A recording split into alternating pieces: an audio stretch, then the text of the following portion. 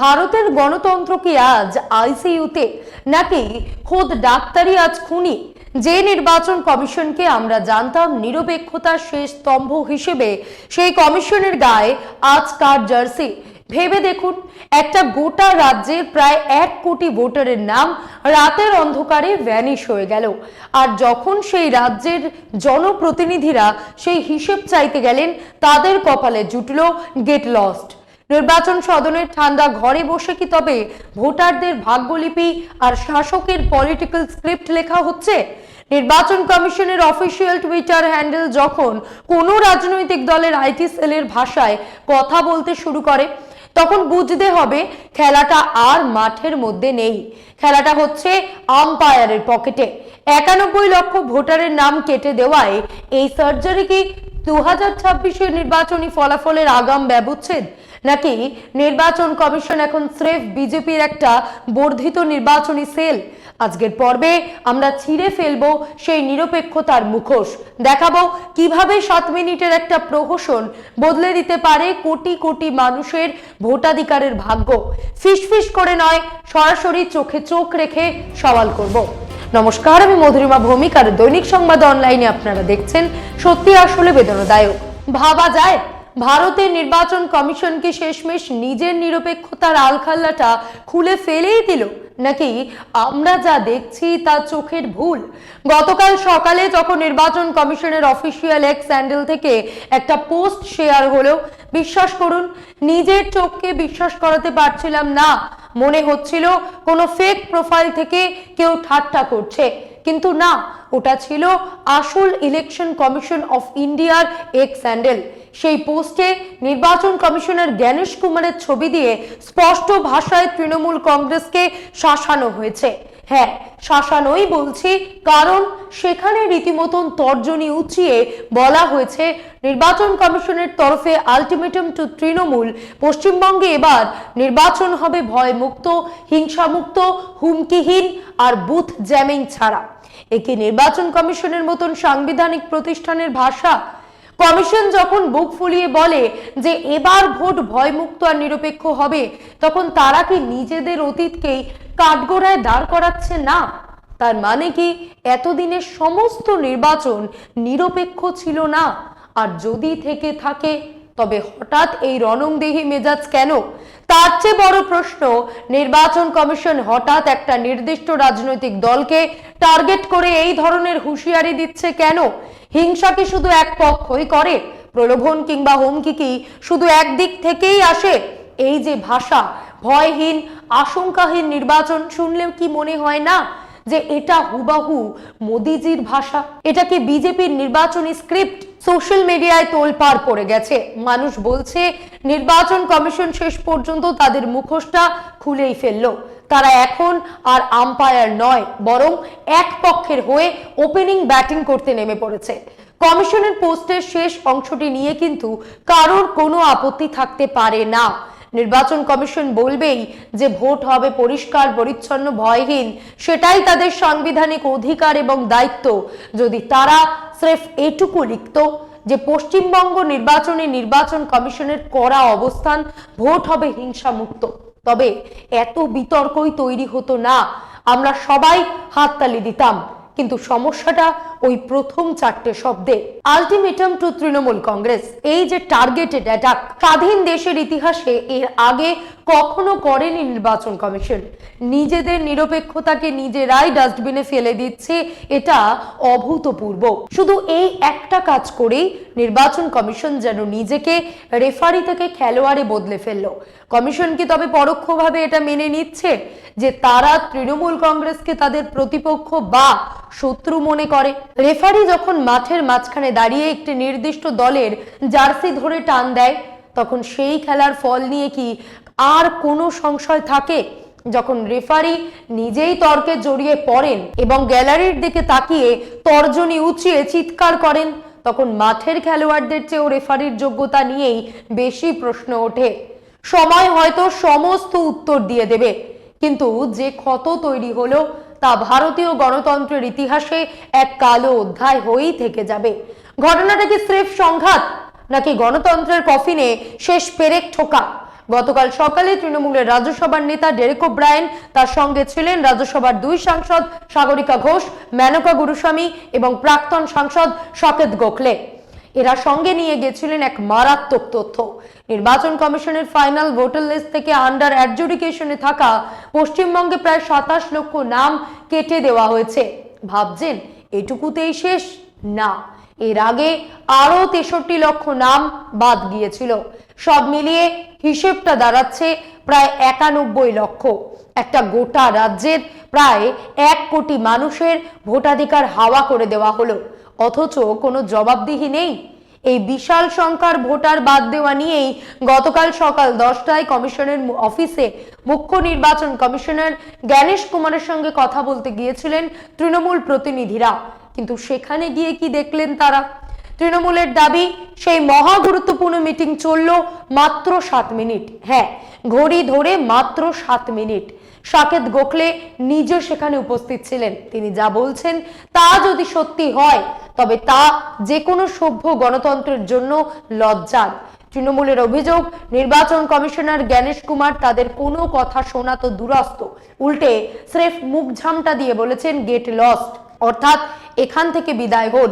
কি আশ্চর্য! নির্বাচন কমিশন তৃণমূলকে ভয়হীন, হিংসাহীন ভোটের হুঁশিয়ারি দিচ্ছে। এরপরেই শকেত গোখলে কমিশনকে সরাসরি চ্যালেঞ্জ ছুড়ে এক্সে পাল্টা পোস্ট করে লেখেন, সবটাই ডাহা মিথ্যে, ইসি যা বলছে তেমন কোনো কথাই হয়নি। শকেত গোখলের টুইট আপনারা স্ক্রিনে দেখতেই পাচ্ছেন। শকেত লিখছেন, সাহস থাকলে ওই মিটিং এর অডিও বা লিখিত ট্রান্সক্রিপ্ট পাবলিক করুন, দুনিয়া দেখুক কার মুখে কোন ভাষা ছিল। তৃণমূলও ঠিক একই কায়দায় একই ঢঙে পাল্টা টুইট করে সরাসরি যুদ্ধের ডাক দিয়েছে। কমিশন লিখেছিল ভোট হবে হিংসা মুক্ত, তৃণমূল পাল্টা বলছে এবার ভোট হবে দিল্লির নিয়ন্ত্রণ মুক্ত। তারা স্পষ্ট ভাষায় লিখেছে এবার নির্বাচন হতে হবে রাজনৈতিক পক্ষপাতহীন, ব্যক্তিগত আক্রমণহীন এবং সবচেয়ে বড় কথা দ্বিচারিতা মুক্ত। নির্বাচন কমিশন যেমন তাদের 3 কর্তার হাসি মুখের ছবি দিয়ে পোস্ট করেছিল, তৃণমূলও ঠিক সেই ছবিটাই তাদের পোস্টে ব্যবহার করেছে। তবে সেখানে তারা কিছু মোক্ষম বদল ঘটিয়েছে। তারা ইলেকশন কমিশন অফ ইন্ডিয়া নামটা মুছে দিয়ে সেখানে লিখেছে বিজেপি ইলেকশন সেল। শুধু তাই নয়, সেই ছবির নিচে তারা লিখে দিয়েছে অসত্যমেব জয়তে, আর তার পাশে উল্টো করে বসিয়ে দিয়েছে বিজেপির দলীয় প্রতীক। তামিলনাড়ু থেকে কেরালা, গুজরাট থেকে বিহার, গোটা দেশ জুড়েই এই ভোটার ছাঁটাইয়ের প্রক্রিয়া চলছে। কিন্তু বাংলার এই 90 থেকে 91 লক্ষের হিসাবটা কি স্রেফ প্রশাসনিক পদ্ধতি, নাকি এর পেছনে লুকিয়ে আছে বড় কোনো রাজনৈতিক ইঞ্জিনিয়ারিং? আম্পায়ার যখন নিজেই এক দলের 43 লক্ষ ভোটের ঘাটতি মেটাতে 91 লক্ষ মানুষকে মাঠের বাইরে পাঠিয়ে দেয়, তখন সেই ম্যাচকে আপনি কি বলবেন? আপনারা পাল্টা বলতেই পারেন ফেক ভোটার তো বাদ দেওয়াই উচিত। একদম ঠিক, গণতন্ত্রে ভুয়ো ভোটারের কোনো জায়গা নেই। কিন্তু প্রশ্নটা হলো, যারা আসল ভোটার তারা কি তাদের কথা বলার বা প্রমাণ দেওয়ার সুযোগ পাচ্ছেন, নাকি বেছে বেছে সেই সমস্ত এলাকা থেকে ভোটার লিস্ট পরিষ্কার করা হচ্ছে যেখানে বিজেপি ভোট ব্যাংক বেশি শক্তিশালী? কমিশনের এই একটা টুইট পুরো দেশের বিরোধী শিবিরকে একজোট করে দিয়েছে। আসরে নেমে পড়েছেন অখিলেশ যাদব, কংগ্রেসের সুপ্রিয়া শ্রীন্তে থেকে অরবিন্দ কেজরিওয়ালের মতন হেভিওয়েট নেতারা। এসপি নেতা অখিলেশ যাদব তো রীতি মতন শব্দ নিয়ে খেলা করেছেন। তিনি নির্বাচন কমিশনের ইসিআই নামটার এক নতুন ব্যাখ্যা দিয়েছেন, এথিক্যালি করাপ্ট ইনস্টিটিউশন। আগামী বছর উত্তরপ্রদেশের বিধানসভা নির্বাচন, এখন থেকে এই অখিলেশের এই মেজাজটা বোঝার চেষ্টা করুন। অরবিন্দ কেজরিওয়ালও সরাসরি বলছেন এখন আর রাগঢাক করারও প্রয়োজন নেই, যে নির্বাচন কমিশন সরাসরি বিজেপির নির্দেশে চলছে। এটা এখন দিনের আলোর মতন স্পষ্ট। কংগ্রেস নেত্রী সুপ্রিয়া শ্রীন্তে বলেছেন নির্বাচন কমিশন গণতন্ত্রের হত্যাকারী, এটা বলতে হবে এবং মনে রাখতে হবে। পশ্চিমবঙ্গের ভোটের বাকি ঠিক আর মাত্র 15 দিন, তার মধ্যেই মুখোশ খুলে ফেললো কমিশন। প্রশ্নটা এখন আর শুধু তৃণমূল বা বিজেপির নেই, প্রশ্নটা হলো নির্বাচন কমিশন কি দেশের ভোটারদের রক্ষক, নাকি কোনো বিশেষ দলের বাউন্সার? 91 লক্ষ ভোটারের নাম কাটার সওয়াল করতে গেলে যদি গেট লস্ট শুনতে হয়, তবে সাধারণ মানুষের জায়গা কোথায়? খেয়াল করুন, শকেত গোখলে কিন্তু স্রেফ অভিযোগ করে থেমে যাননি, তিনি রীতি মতন বাজি ধরেছেন। তিনি বলছেন, হয় কমিশন সেই মিটিং এর ট্রান্সক্রিপ্ট বা অডিও ভিডিও সামনে আনুক, না হলে আমরাই ওটা ফাঁস করে দেব। মুখ্য নির্বাচন কমিশনের ঘরের মতন একটা অতি সংবেদনশীল চেম্বারে নিশ্চয়ই সিসিটিভি ক্যামেরা রয়েছে। সেখানে মিটিং এ কে কি বলছে নিশ্চয়ই তা হুবহু লিখে রাখার লোক রয়েছে। তাহলে মাত্র 7 মিনিটের সেই রহস্যময় মিটিং এ কি এমন ঘটলো যে নির্বাচন কমিশনকে প্রেস কনফারেন্স না করে সোশ্যাল মিডিয়ায় করে পোস্ট করে কার্যত দাদাগিরি করতে হলো?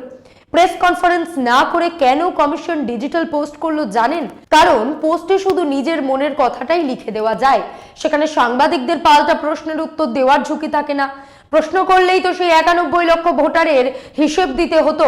কমিশনের এমন শাসালো পোস্ট দেখার পর এক্সে দেশের নানান প্রান্ত থেকে সাধারণ মানুষের ক্ষোভ উপচে পড়ছে। কেউ লিখছেন, ইতিহাস মনে রাখবে কিভাবে একটা দলকে জেতানোর জন্য নির্বাচন কমিশন লক্ষ লক্ষ ভোট বাতিল করেছিল। কেউ লিখছেন, আপনারা তো এখন আর আম্পায়ার নন, সরাসরি দলের হয়ে ব্যাটিং করছেন। একজন ইউজার তো সরাসরি বলেই দিয়েছেন সময় চলে যাবে, কিন্তু গণতন্ত্রকে শেষ করার এই কলঙ্কিত ইতিহাস মোছা যাবে না। সিইসির ঘরের ভেতরে কি হয়েছিল তা পরের প্রশ্ন, কিন্তু যখন একটা সাংবিধানিক প্রতিষ্ঠানের বিশ্বাসযোগ্যতা নিয়ে জনমনে এই পর্যায়ে সংশয় তৈরি হয়, তখন বুঝতে হবে বিপদটা কোনো দলের নয়, বিপদটা এই গণতন্ত্রের। নির্বাচন কমিশনের কাজই তো হলো যে কোনো ভোটকে ভয়মুক্ত রাখা। এটা কি জ্ঞানেশ কুমার আজ নতুন করে আবিষ্কার করলেন, নাকি স্বাধীনতার পর থেকে ভারতে এই প্রথম ভোট হচ্ছে? 2024-এর আগে কি ভারতের নির্বাচন কমিশন ছিল না? 2021-এর বিধানসভা ভোটে কি তারা দায়িত্ব পালন করেনি? তাহলে হঠাৎ করে এইবার কেন এমন একটা ভাব করা হচ্ছে যেন তারা কোনো এক মহৎ বৈপ্লবিক কাজ করতে চলেছে? সবচেয়ে মজার ব্যাপার হলো কমিশনের ভাষা। তারা একটি নির্দিষ্ট রাজনৈতিক দলকে টার্গেট করে বলছে ভয়মুক্ত ভোট হবে। কেন? হিংসাকে শুধু একতরফা হয়? বাংলার রাজনীতির ইতিহাস তো আমরা সবাই জানি। এক সময় যখন বিজেপির নামগন্ধ ছিল না, তখন লড়াই হতো বাম আর তৃণমূলের মধ্যে। এখন লড়াই হয় বিজেপি আর তৃণমূলের কর্মীদের মধ্যে। রাস্তায় যখন মারপিট হয়, তখন কি শুধু এক পক্ষের লোক মারা যায়? তাহলে কমিশন কেন শুধু একটি দলকেই কাঠগড়ায় দাঁড় করাচ্ছে? ভারতের একটা সাংবিধানিক প্রতিষ্ঠানের টুইট দেখে যখন মানুষের মনে হয় এটা কোনো পলিটিক্যাল আইটি সেলের কাজ, তখন কি আর বলার কিছু থাকে? আম্পায়ার যদি জার্সি পাল্টে এক দলের হয়ে স্লেজিং শুরু করে, তবে সেই ম্যাচকে আপনি আর যাই বলুন ফ্রি অ্যান্ড ফেয়ার ইলেকশন বলতে পারবেন কি? ভাবুন একবার, ভারতের লোকসভার দ্বিতীয় বৃহত্তম বিরোধী দল আলোচনার জন্য সময় চাইল, আর দেশের নির্বাচন কমিশনের তাদের জন্য বরাদ্দ করলেন মাত্র 7 মিনিট। 7 মিনিট তো একটা চা পানের বিরতির চেয়েও কম সময়। ডেরেক ওব্রায়েনের দাবি, এই 7 মিনিটে কোনো আলোচনা হয়নি, হয়েছে শুধু অপমান। তৃণমূল সাংসদ সাগরিকা ঘোষ তো আরো এক ধাপ এগিয়ে বলেছেন, নির্বাচন কমিশন সোশ্যাল মিডিয়ায় যা পোস্ট করেছে তার একটি অক্ষরও নাকি মিটিংয়ে বলা হয়নি। সাগরিকা ঘোষের দাবি, সেটা ছিল ভারতীয় গণতন্ত্রের ইতিহাসে অন্যতম লজ্জাজনক এক শব্দবন্ধ, গেট লস্ট। একটা সাংবিধানিক প্রতিষ্ঠান যখন নিরপেক্ষ থাকার বদলে কোনো বিরোধী দলকে নিজের প্রতিদ্বন্দ্বী বা অপোনেন্ট হিসেবে দেখতে শুরু করে, তখন গণতন্ত্রের আর কি বাকি থাকে? এবার বাংলার ভোটে মূল লড়াই কি নির্বাচন কমিশন বনাম তৃণমূল কংগ্রেস? পশ্চিমবঙ্গে এবার প্রথম থেকেই লড়াইটা ছিল 1:2। একদিকে তৃণমূল, অন্যদিকে বিজেপি, আর পর্দার আড়ালে কমিশন। এই 1:2 ফর্মুলা একদম খুল্লা হয়ে গেল। জ্ঞানেশ কুমার ব্যক্তিগতভাবে চান বা না চান, গতকালের পর থেকে পশ্চিমবঙ্গের নির্বাচনী ময়দানে তিনি আর একজন নেপথ্যের পরিচালক নন, বরং অন্যতম প্রধান চরিত্রে পরিণত হলেন। সবশেষে দুটি গুরুত্বপূর্ণ প্রশ্ন। এক, যে রাজ্যের জনসংখ্যা জ্যামিতিক হারে বাড়ছে, সেখানে তড়িঘড়ি 91 লক্ষ মানুষের নাম ভোটার লিস্ট থেকে মুছে দেওয়াকে কে বলে প্রশাসনিক শুদ্ধিকরণ, নাকি পছন্দের ফলাফল নিশ্চিত করতে কোটি মানুষের সাংবিধানিক অধিকারের উপর সুপরিকল্পিত সার্জিক্যাল স্ট্রাইক? দুই, ভারতের নির্বাচন কমিশনকে আজ এতটাই দেউলিয়া যে তাকে একটি নির্দিষ্ট রাজনৈতিক দলের আইটি সেলের ভাষায় কথা বলতে হচ্ছে। নিরপেক্ষতার শেষ স্তম্ভটি যদি ক্ষমতার তল্পিবাহক হয়ে ওঠে, তবে সাধারণ মানুষ আর কার উপর ভরসা করবে? মনে রাখবেন, ক্ষমতা চিরস্থায়ী নয়, কিন্তু ইতিহাস নির্মম। যখন একটি সাংবিধানিক প্রতিষ্ঠান জনগণের সেবক হওয়ার বদলে শাসকের লাঠিয়ালে পরিণত হয়, তখন বুঝতে হবে গণতন্ত্রের সূর্য অস্তাচলে। আজ হয়তো ডিজিটাল পোস্ট আর গায়ের জোরে প্রতিপক্ষকে গেট লস্ট বলা সহজ, কিন্তু কোটি কোটি ভোটারের লুণ্ঠিত অধিকার যখন গণবিস্ফোরণের রূপ নেবে তখন পালানোর পথটুকুও থাকবে না। ইতিহাস সাক্ষী, যে রক্ষক নিজেই ভক্ষকের রূপ নেয়, শেষ বিচারের সময় আস্থা কুড়েই তার ঠাঁই হয়। গণতন্ত্র কি তবে আজ স্রেফ ইভিএম এর অঙ্কের খেলা, নাকি এখনো দেশের মানুষের শিরদাঁড়া বাকি আছে? জবাব দেওয়ার দায়িত্ব এখন আপনার, তাই সতর্ক থাকুন, সচেতন থাকুন। আজ এই পর্যন্তই। এমন আরো বিষয় জানতে অবশ্যই সাবস্ক্রাইব করুন, লাইক কমেন্টে শেয়ার করুন। দেখতে থাকুন দৈনিক সংবাদ, শুধু আমি যথেষ্ট।